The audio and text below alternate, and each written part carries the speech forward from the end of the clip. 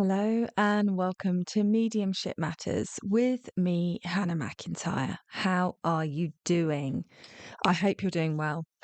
As you will tell from the title of this podcast, well, it's been a challenging week and I wanted to share it with you guys while it's fresh in my mind because this week I really fucked up. And I don't mean a little bit. And it's been quite hard to process and reconcile the absolute humdinger of a mistake that I made. But again, as always, I think it's important to share everything with you.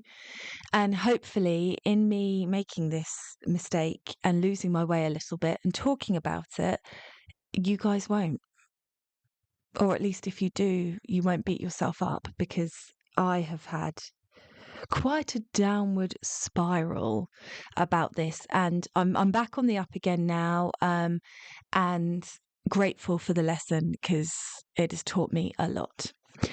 So last week I demonstrated in Faversham, and it's normally a really good night in Faversham, even when the toilet is backed up. I was excited to be back there following the shit show, and even more excitingly, I was recording it. So if you haven't already seen, there is actually a nearly complete recording of that entire demonstration if you want to have a look at seeing me live. I mean, you can just about see me.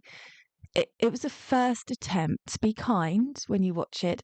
A first attempt at recording. And obviously, I can't make any adjustments. I'm on the stage. So you just have to hit record and hope for the best. So I've spent a tedious 3 hours going through and trying to get the sound as good as I could. And I have done that. So anyway, watch it, check it out. Now, here's an interesting thing with that dem, in that it's pretty good. And I can say that, but I didn't feel like it was pretty good at the time. And yeah, where do I start with this story? Let's start at the beginning. So I arrived at the venue. They had told me the number of chairs that they could fit. I had done slightly less because I wanted space for my camcorder, and it was too squishy. So already before anyone's come in, I'm like, oh, this is too many tickets sold. When I'm back here, I won't sell this many in the future. It doesn't feel nice.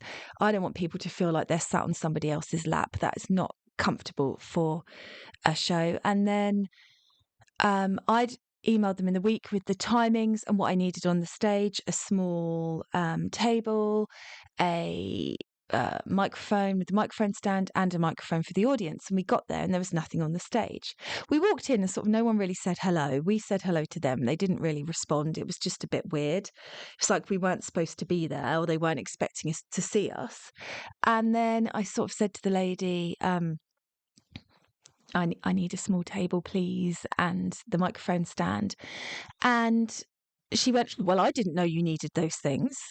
So I said, well, okay, but I emailed Sam in the week and I told her I needed those things. And she went, well, I haven't seen Sam. We've missed each other the last 2 days. Like that's my fault.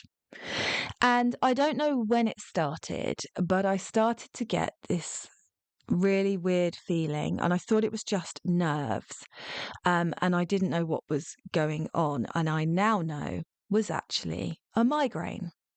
Yay me. Great timing, body. So but because what I wouldn't give for an aura or a proper signal so I know I'm having a migraine and I can take a pill. And I just thought it was stage fright, nerves, stress, all of that adrenaline that goes through your body when you dem. So I didn't have a moment to sort of think what's going on. So I was like, okay. And I said to Amanda, sounds like a you problem about them. Just what a weird response. Not, of course, I'll get a table for you now. Sorry, didn't realise. But, well, I haven't spoken to Sam. Oh, okay. So it was a bit weird. And then I'd put the timings over in writing. I'd had confirmation they'd had the timings back.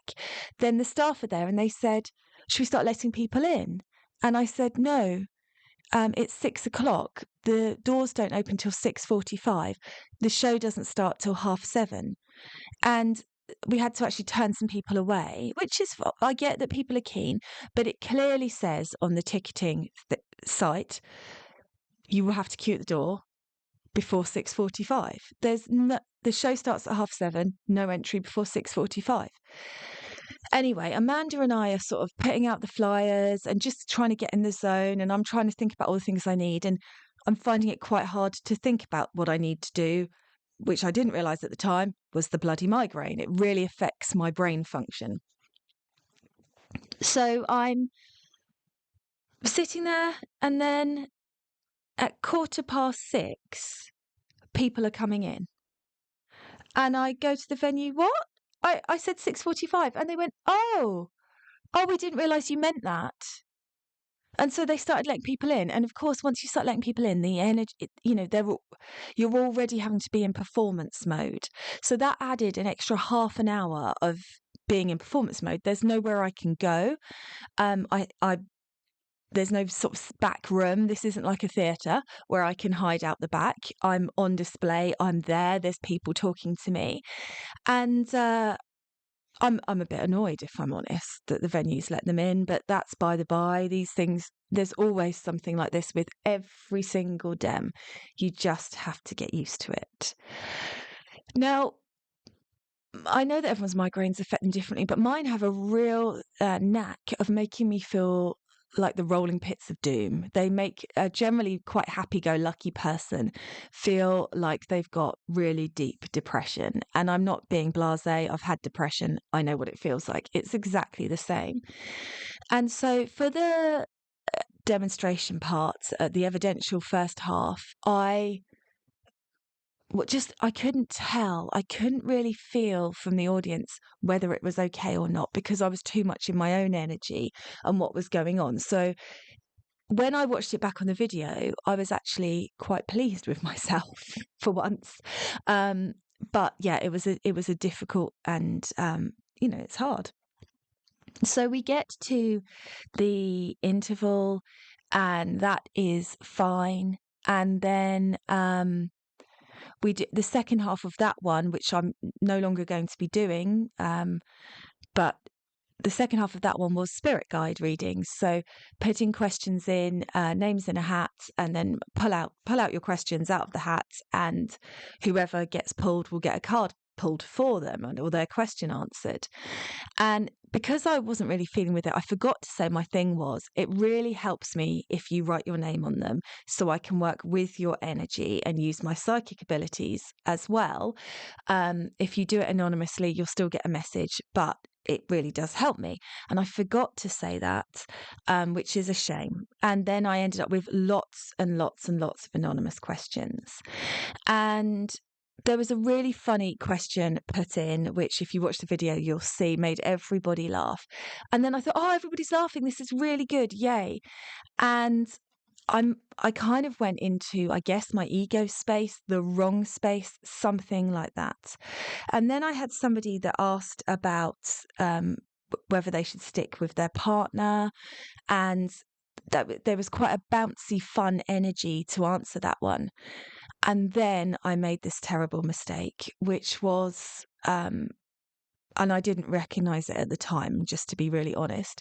It's not on the video because I didn't want to cause any further upset to the person that asked the question. But somebody put in a question, and they were essentially asking if their dog or cat or their pet should be put to sleep. And I didn't twig that that's what it was about, and I was still in the energy of the previous question with this kind of jokey, should I stick with this bloke I've been seeing vibe, where spirit had been very funny, and I just didn't take a minute to reset. And so I sort of continued in the same theme. Didn't realise I'd done it at the time, didn't really think about it, finished the night, and then suddenly realised I was having, by that point, the symptoms had got quite extreme. I was having quite a big migraine. So I took a pill, and then I went and signed books. We had bloody trouble getting the card machine to work. It was challenging. but it wasn't really bad. I've done worse. Could have just done without it. Got home, as always, lying in bed, rehashing it all, thinking about everything I've said. Was it good enough? And then I don't know whether it was spirit or it was me. It might have just been me, but I had this realization that I had royally fucked up, and that person was asking about their beloved pet, and I had made a jokey response. And I was devastated. I cried myself to sleep.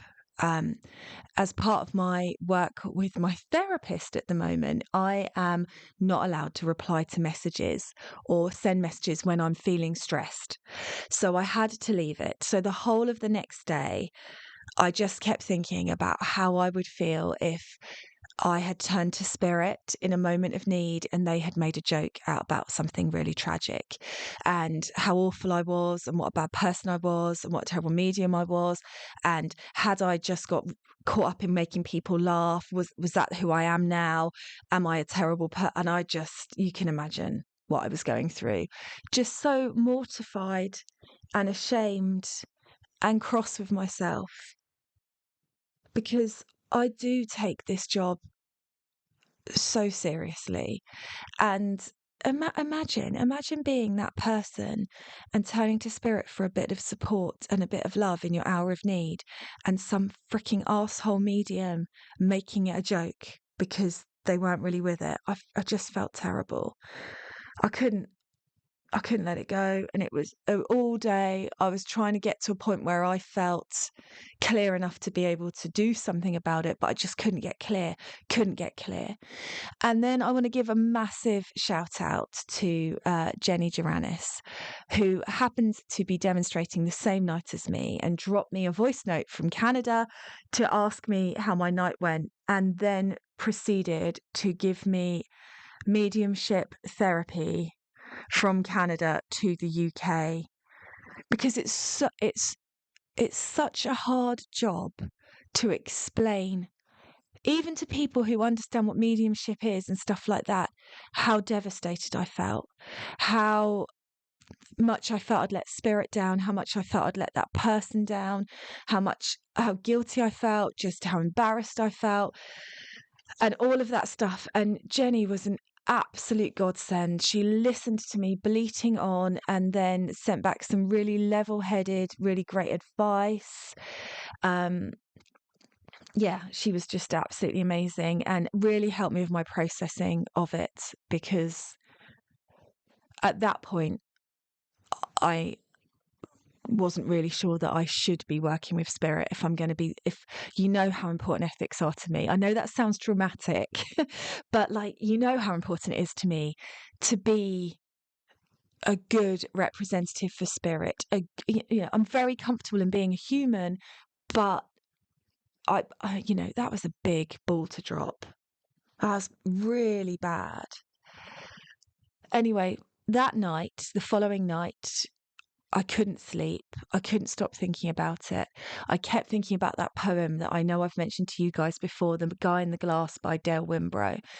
And I kept thinking, I can't just leave this. I can't just pretend it didn't happen. I can't just say, oh, well, hopefully they know that spirit didn't mean it like that, and let it go. I can't. I have to be able to meet my own eyes when I look in the mirror. I'm not expecting perfection from myself, but I do expect to be a good person. And I couldn't.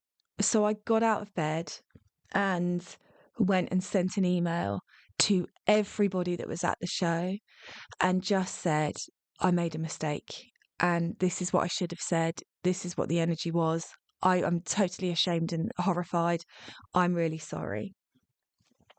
And then once I'd done that, all of Jeni's kind of, it's okay, you're doing your best, it's really, really hard when you're in that space on the stage, only platform mediums will understand how terrible this is. And yeah, then all Jeni's good advice and soothing words could get in, because I'd done what I needed to do all the time that I hadn't tried to make contact or make it right, it was like there was a wall up in me and I couldn't do it. So I sent out that email, and then I had to deal with a complaint. Oh my God, fucking hell. Then just, because the universe, I don't know why these things happen, but then I had a complaint from somebody because the postcode for the venue led them to Home Bargains and not the venue itself. And they were really annoyed about it. But it is the venue postcode. I don't know what else I can do. So I ended up having to give them a refund because they were late. And then, even though it says very clearly seating is first come, first served, and they arrived after the show had started, they said that that was my fault because the postcode is incorrect, and I just didn't have enough in me to argue it, or so just had to deal with that. So I was already in a very vulnerable, energetic state. And then I had to deal with, I'd sent an email on the day saying the venue is hard to find. It looks like you're going into the back of a building. Please leave additional time. I even included the venue's own maps to the public car park, but that wasn't enough. This is life with people, isn't it? So I had that. And of course, normally I'd be like, yeah, whatever. But because I was already feeling incredibly vulnerable and upset, that was just like another thing that I had to deal with. And then on Saturday, I had somebody in for an evidential reading, and I couldn't get hold of their dad for them. Just couldn't do it. And I've said to students many times, sometimes it just doesn't work. Doesn't matter how much you want it to, it just doesn't. But it's been a long time since it just hasn't worked for me. And that was an upsetting and disappointing experience just to finish me off.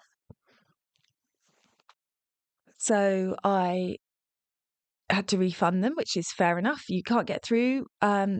You can't get through who they want to hear from.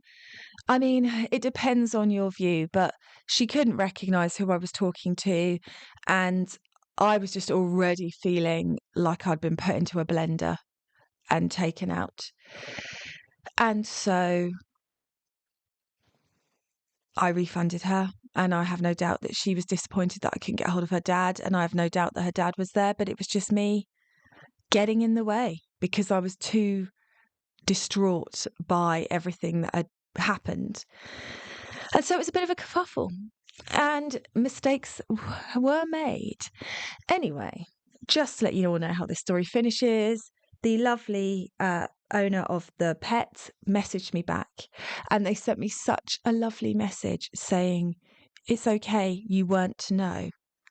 And I had to reply with, "That's very gracious of you, but I was to know. That's kind of the point." Like, so I can't imagine just being that lovely. What a lovely person. When I've completely and utterly messed it up, to just be so just so gracious and so sweet back. So that really, I mean, as you can, tearing up remembering it, it was really lovely of them to be so kind, because I don't know if I'd have been that kind. But a real lesson for me in staying with the energy and being present and paying attention to myself before I start work. So I could have, my migraine tablets take half an hour to work. I could have been fine for that second half if I'd taken it. But this is the weird thing. It just didn't even occur to me I was having a migraine. Oh, I just thought it was nerves. But that is my story of me